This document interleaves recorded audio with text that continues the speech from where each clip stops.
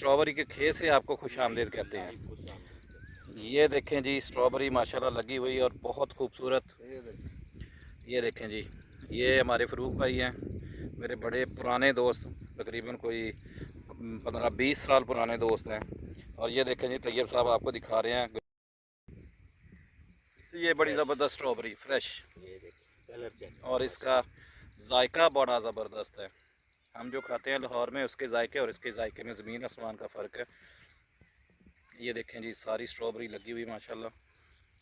अभी वो स्ट्रॉबेरी तोड़ रहे हैं, पैकिंग हो रही है, वो देखें सामने। ये इसके बाद लाहौर रवाना कर दी जाएगी।